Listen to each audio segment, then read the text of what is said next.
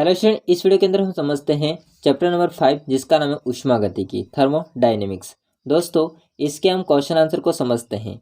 इस चैप्टर के मैं क्वेश्चन भी बता सकता हूँ, आंसर आप ढूंढ के लिख सकते हो, बट मैंने सोचा कि आंसर भी साथ में करवा देता हूँ ताकि आपको इजीली याद ही करना पड़ेगा, बाकी ढूंढने नहीं पड़ेंगे आंसर वगैरह। ठीक है, तो सेलेक्ट किए मैंने इंपॉर्टेंट क्वेश्चन को, तो वीडियो को एंड तक देखना। चलिए अपन स्टार्ट करते हैं।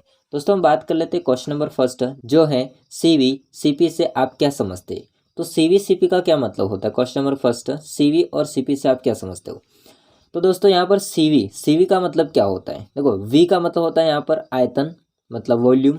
सी का मतलब होता है कांस्टेंट, मतलब यहाँ पर ये हुआ कि स्थिर आयतन पर ऊष्माधारिता। ठीक है, क्योंकि ये आपका ऊष्मागतिकी से रिलेटेड चैप्टर है, तो वही आएगा कि स्थिर आयतन पर ऊष्माधारिता। ठीक है, ये ऊष्माधारिता क्या होती है वो हम आगे पढ़ेंगे, इसका भी एक क्वेश्चन है। ठीक है, तथा सीपी का क्या मतलब होता है? तो सीपी का मतलब देखो, पी का मतलब है प्रेशर, सी का मतलब होता है कांस्टेंट, तो यहाँ पर हो जाएगा स्थिर दाब पर ऊष्माधारिता। ठीक है, सेकंड क्वेश्चन, एंथैल्पी एवं आंतरिक ऊर्जा परिवर्तनों के बीच संबंध लिखिए। तो यहाँ पर एंथैल्पी एंथैल्पी होता है दोस्तों एच, आंतरिक ऊर्जा इसको कहते हैं। हालांकि आंतरिक ऊर्जा के लिए होता है डेल्टा, आंतरिक ऊर्जा में परिवर्तन के लिए होता है डेल्टा यू होता है। ठीक है, बट इसका ये मान होता है पूरा, तो यहाँ पर हो जाएगा डेल्टा एच बराबर delta E plus P delta V. Okay, या दोस्तों इसको ऐसे भी लिख सकते हैं, डेल्टा एच बराबर delta E plus delta N G R T. ठीक है, यहाँ पर आर है आपका कांस्टेंट, ठीक है, मतलब गैस स्थिरांक है ये, और टी तापमान हो जाएगा, पी यहाँ पर प्रेशर हो जाएगा, डेल्टा वी हो जाएगा आयतन में परिवर्तन। ठीक है, और ये आ जाएगा ऊर्जा में परिवर्तन। आगे समझते हैं क्वेश्चन नंबर थर्ड, बम कैलोरीमीटर क्या है? बम कैलोरीमीटर क्या है? वह पात्र जिसमें रासायनिक अभिक्रिया में उत्पन्न या अवशोषित ऊष्मा की मात्रा को मापा जाता है, तो उसे हम लोग क्या कहते हैं? बम कैलोरीमीटर। दोस्तों, यह एक पात्र होता है जिसमें रासायनिक अभिक्रिया में उत्पन्न या अवशोषित जो ऊष्मा की मात्रा होती है, इसको मापा जाता है। ठीक है, क्वेश्चन नंबर 4, ऊर्जा किसे कहते हैं तथा यह कितने प्रकार की होती है? तो समझिए इसको, कार्य करने की क्षमता को हम लोग क्या कहते हैं? ऊर्जा कहते हैं। ये आप लोग छठी से क्लास से ही पढ़ते आ रहे हो, बट ये दो टाइप की होती है ऊष्मागतिकी चैप्टर के हिसाब से। फर्स्ट हो जाएगी बाहरी ऊर्जा और सेकेंड हो जाएगी आंतरिक ऊर्जा। तो बाहरी ऊर्जा एंड आंतरिक ऊर्जा। क्वेश्चन नंबर 5, ऊष्मागतिकी के प्रथम नियम का गणितीय व्यंजक लिखिए। दोस्तों, ऊष्मागतिकी का प्रथम नियम इंपॉर्टेंट है, और इसका यहाँ पर आपको लिखना है गणितीय व्यंजक। क्या लिखना है? गणितीय व्यंजक। क्या होता है देखिए, तो यहाँ पर गणितीय व्यंजक हो जाएगा डेल्टा ई बराबर Q plus W. Okay, second इसका हो जाएगा, आगे पुटअप करेंगे तो डेल्टा ई बराबर Q minus P delta V. Okay, तो ये होता है ऊष्मागतिकी के प्रथम नियम का गणितीय व्यंजक। क्वेश्चन नंबर 6 क्वेश्चन को समझिए, खुला निकाय को परिभाषित कीजिए। खुला निकाय, देखो दोस्तों, खुला निकाय में क्या होगा? दो चीज़ें होती है, एक परिवेश होता है और दूसरा होता है निकाय। ठीक है, निकाय को तंत्र भी बोलते हैं, सिस्टम। तो वह निकाय जो परिवेश से ऊर्जा और द्रव्य, द्रव्य का मतलब होता है पदार्थ। ठीक है, तो परिवेश से ऊर्जा और द्रव्य दोनों का विलय कर सके। अब इसको मैं आपको आसान भाषा में समझाता हूँ। देखिए, एक होता है निकाय और एक होता है परिवेश। अगर इन दोनों में से ऊर्जा भी आ रही है और जा रही है, और द्रव्य पदार्थ होता है वो भी आ रहा है और जा रहा है, इसका मतलब ये किस टाइप का निकाय हो जाएगा? खुला निकाय हो जाएगा। ठीक है, किस टाइप का निकाय हो जाएगा? खुला निकाय हो जाएगा। आ रही है बात समझ में? अगला क्वेश्चन देखते हैं, 7 क्वेश्चन, समतापीय प्रक्रम से आप क्या समझते हो? तो समतापीय, सम का मतलब समान, ताप मतलब तापमान, समान, प्रक्रम इसका मतलब होता है कि उस प्रक्रम के अंदर जो तापमान है वो कैसा है? समान। स्थिर ताप, स्थिर ताप को हो, समान तापमान को, एक ही बात है।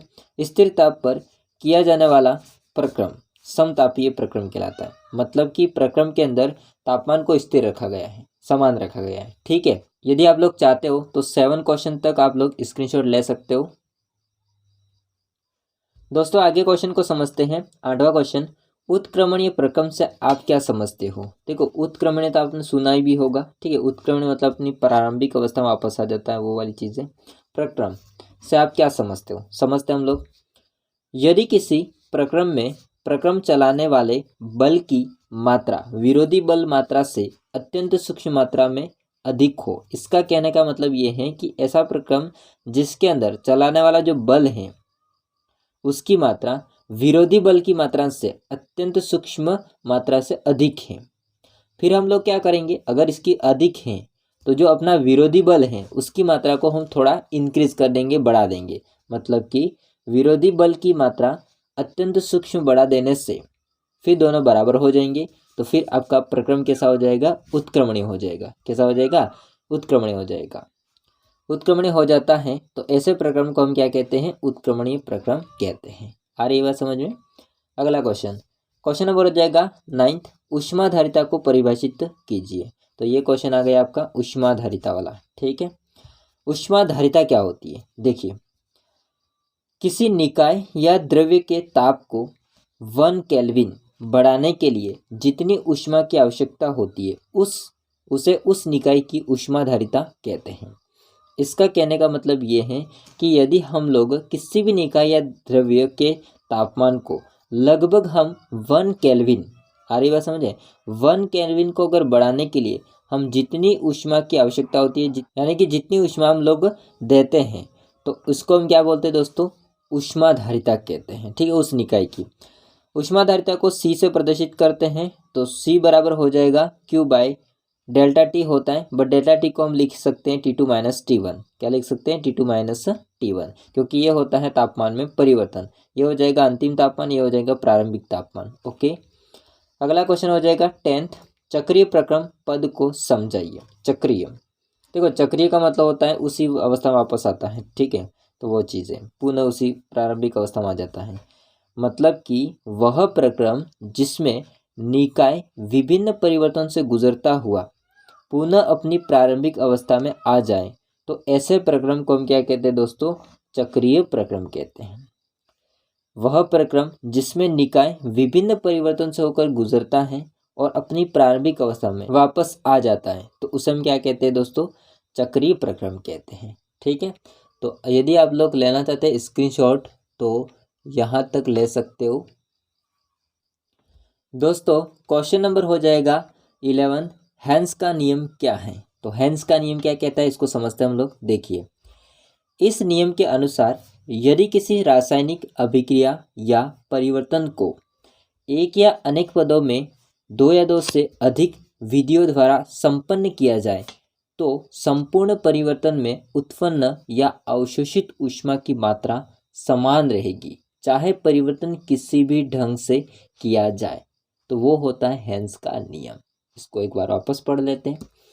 इस नियम के अनुसार यदि किसी रासायनिक अभिक्रिया या परिवर्तन को एक या अनेक पदों में 2 या 2 से अधिक विधियों द्वारा संपन्न किया जाए, यदि हम लोग क्या करते हैं, रासायनिक अभिक्रिया या परिवर्तन को एक या अनेक पदों में 2 या 2 से अधिक विधियों के द्वारा संपन्न करें, तो संपूर्ण परिवर्तन में जो भी परिवर्तन होगा, है ना, वो परिवर्तन में या अवशोषित ऊष्मा की जो मात्रा होगी वो कैसी रहेगी, समान रहेगी, चाहे हम लोग परिवर्तन किसी भी ढंग से कर रहे हैं, उससे कोई फर्क नहीं पड़ेगा। ठीक है, तो ये होता है हेंस का नियम। क्वेश्चन नंबर 12, जल की एंट्रोपी बर्फ से अधिक क्यों होती है। दोस्तों यहाँ से समझना ध्यान से इस चीज़ को, ये क्वेश्चन ज़्यादातर आते रहते हैं। मतलब कि इस टाइप के, जल की एंट्रोपी होती है वो बर्फ से ज़्यादा होती है, कहना चाहता है अधिक क्यों होती है। अब यहाँ पर मैं 2 चीज़ें समझाऊंगा आपको। जिसकी अव्यवस्था ज़्यादा होती है, मतलब जिसकी अव्यवस्था ज़्यादा है उसकी एंट्रोपी ज़्यादा होगी, और जिसकी अव्यवस्था कम है, यानी कि जिसकी व्यवस्थित है, मान लीजिए हम अणुओं की बात कर रहे हैं तो इनकी व्यवस्था होती है वो कैसे व्यवस्थित है, तो उनकी एंट्रोपी कम होती है। समझते हैं, देखिए जल की एंट्रोपी बर्फ से अधिक होती है क्योंकि जल के अणुओं की मुक्त गति के कारण यहाँ पर अव्यवस्था अधिक होती है। जो जल के अणु होते हैं उनकी मुक्त गति के कारण से उनकी अव्यवस्था ज़्यादा होती है। ठीक है, इस कारण से उसकी जो एंट्रोपी होती है ज़्यादा होती है। लेकिन बर्फ में क्या होता है, देखिए बर्फ में अणु ठोस अवस्था में रहते हैं या ठोस अवस्था में रहने के कारण अधिक व्यवस्थित होते हैं। तो ठोस अवस्था में रहने के कारण से जो भी बर्फ के अंदर जो भी अणु है जल के, वो कैसे हैं, व्यवस्थित हैं। इस वजह से उसकी एंट्रोपी कम होती है। आ रही बात समझे। क्वेश्चन नंबर देखते हैं 13, चक्रीय प्रक्रम क्या है। दोस्तों यहाँ पर ये क्वेश्चन डबल बार आ चुका है, हालांकि मैंने इसको पहले भी बता दिया, आपने चक्रीय प्रक्रम पद को समझाइए वैसा। तो इस क्वेश्चन को हालांकि पढ़ भी सकते हो, कैंसिल भी कर सकते हो। इसकी जगह दोस्तों मैं आपको एक क्वेश्चन लिखवा देता हूँ यहाँ पर 13वें की जगह पर, जो कि है ऊष्मागतिकी का प्रथम नियम। ठीक है, तो ऊष्मागतिकी होती है उसका प्रथम नियम, थोड़ा छोटा लिख रहा हूँ मैं, प्रथम नियम प्रथम सिद्धांत, इसको आप लोग पढ़ लेना। ठीक है, ये इंपॉर्टेंट है। तो ऊष्मागतिकी का प्रथम नियम होता है, इसको पढ़ लेना। इसकी जगह पर ये डबल क्वेश्चन हो गया, बाकी पढ़ तो लेते ही हम लोग, किया है तो। देखिए चक्रीय प्रक्रम क्या होता है, वह प्रक्रम जिसमें कोई निकाय विभिन्न अवस्थाओं से गुजरता हुआ अपनी प्रारंभिक अवस्था में लौट जाता है, उसे हम लोग क्या कहते हैं, चक्रीय प्रक्रम कहते हैं। ठीक है, अब इसमें क्या होता है, चक्रीय प्रक्रम में जो भी डेल्टा एच होगा, एंथैल्पी में परिवर्तन और जो आंतरिक ऊर्जा में परिवर्तन, वो दोनों कैसे होंगे, शून्य होंगे। ठीक है, क्वेश्चन नंबर हो जाएगा 14, वायुमंडल की वायु ऊपर जाने पर ठंडी क्यों हो जाती है। ये भी आप लोगों ने इसको समझा होगा कभी न कभी। मतलब वायुमंडल में अगर देखा जाए तो ऊपर वायु अगर ऊपर जाती है तो वो ठंडी हो जाती है, ऐसा क्यों होता है, देखते हैं। ऊपरी वायुमंडल में दाब कम होता है, ये आप लोगों को पता है। ऊपरी वायुमंडल में क्या होता है, दाब कम होता है, अतः ऊपर जाने वाली हवा का प्रसार हो जाता है। तो ऊपर जाने वाली हवा होती है उसका क्या हो जाता है, प्रसार, ये इंपॉर्टेंट वर्ड है, प्रसार हो जाता है। और इस प्रसार के दौरान वायु आंतरिक ऊर्जा व्यय करके कार्य करती है। तो जो आंतरिक ऊर्जा होती है उसको व्यय करती है ना, व्यय करती है, और फिर वो क्या करती है, कार्य करती है, जिससे इसका ताप होता है वो गिर जाता है और वह क्या हो जाती है, ठंडी हो जाती है। ठीक है, okay. Question number 15, cycle tube में हवा भरते समय पंप गर्म क्यों हो जाता है या हो जाती है, पंप गर्म क्यों हो जाता है। देखिए साइकिल में आपने कभी नहीं कभी हवा भरी होगी, बाइक में भी भरी होगी, तो उसमें भाई साहब ये कहना चाहता है कि पंप होता है वो गर्म क्यों हो जाता है। ठीक है, समझते इसको। देखिए साइकिल ट्यूब में हवा भरते समय वायु का रुद्धोष्म संपीड़न होता है। तो वायु का जो रुद्धोष्म होता है वो क्या हो जाता है, संपीड़न होता है, किसके अंदर, ट्यूब में। ठीक है, हवा भरते समय उस वायु का, और इस दौरान वायु पर किया गया संपूर्ण कार्य वायु की आंतरिक ऊर्जा में वृद्धि करता है।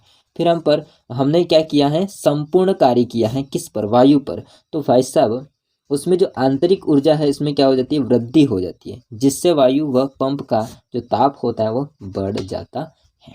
ठीक है, ओके। तो आप लोग चाहते हो तो इतना स्क्रीनशॉट ले सकते हो 11 से लगा करके 15 तक। ओके दोस्तों, क्वेश्चन नंबर 16 हीरा व ग्रेफाइट में से किसकी एंट्रोपी अधिक है। अभी आपने इसको पढ़ा होगा कहीं न कहीं, हीरा और ग्रेफाइट ये कार्बन के अपरूप होते हैं। इसमें हीरा होता है, इसकी अवस्था होती है वो कैसी होती है, मतलब व्यवस्था होती है वो ज़्यादा होती है, मतलब अव्यवस्थित वो कम होता है कहने का मतलब। और ग्रेफाइट होता है, इसमें क्या होता है, परतों में पाई जाती है इसकी संरचना। तो आपने देखा होगा कि ग्रेफाइट होता है वो, इसकी अवस्था अगर देखा जाए तो हीरे के मुकाबले उसकी अव्यवस्था ज़्यादा होती है। मैं अव्यवस्था की बात कर रहा हूँ, अव्यवस्था। तो अव्यवस्था ग्रेफाइट की ज़्यादा और हीरे की कम। तो किसकी एंट्रोपी ज़्यादा होगी, आप लोग सोचिए, ग्रेफाइट की ज़्यादा होगा। ठीक है, तो ग्रेफाइट की एंट्रोपी होती है वो अधिक है, क्योंकि इसमें परतें उपस्थित हैं जो हीरे की अपेक्षा शिथिलता से बंधी होती है, या इसकी जगह पर आप अव्यवस्था वर्ड भी यूज़ कर सकते हो। ओके, क्वेश्चन नंबर 17 देखिए, भाप की एंट्रोपी जल से अधिक क्यों होती है। देखो भाप है यहाँ पर और यहाँ पर क्या है, जल। पहले हमने कंपैरिजन किया था किससे, जल और बर्फ से, अब है भाप और जल। अब आप लोग ही कमेंट करके बताइएगा कि जल होता है उसके अणु भाप के मुकाबले क्या होते हैं। तो आप सोचिए, भाप के अणु बहुत दूर होते हैं, मतलब अव्यवस्थित ज़्यादा होते हैं जल के मुकाबले। तो अव्यवस्था किसकी ज़्यादा होगी, भाप की, अर्थात भाप की एंट्रोपी ज़्यादा होगी जल से। ठीक है, देखिए क्वथनांक पर जल तथा भाप दोनों एक साथ उपस्थित होते हैं तथा साम्य अवस्था में रहते हैं। यद्यपि भाप की एंट्रोपी अधिक होती है, क्योंकि इस अवस्था में H2O के अणु की अव्यवस्था बढ़ जाती है। मतलब कि जल की बात नहीं कराइए, भाप की बात कराएं। ठीक है, एंट्रोपी अधिक होती है, क्योंकि इस अवस्था में जो H2 के अणु की अवस्था होती है बढ़ जाती है तथा यह द्रव अवस्था से अधिक होता है। तो आपका भाप होता है वो, जब वो भाप में आता है तो H2O होते हैं, जो जल के अणु होते हैं, उनकी अवस्था होती है वो अव्यवस्था होती है वो बढ़ जाती है, जिससे भाप होता है वो तरल या द्रव के मुकाबले ज़्यादा एंट्रोपी दर्शाता है। ओके, तो आप लोग इसका स्क्रीनशॉट ले सकते हो। आगे क्वेश्चन है, इसको हम पढ़ते हैं। दोस्तों क्वेश्चन नंबर हम बात करते हैं 18। देखिए, समांगी और विषमांगी निकाय में क्या अंतर है? समांगी और विषमांगी निकाय में क्या अंतर है?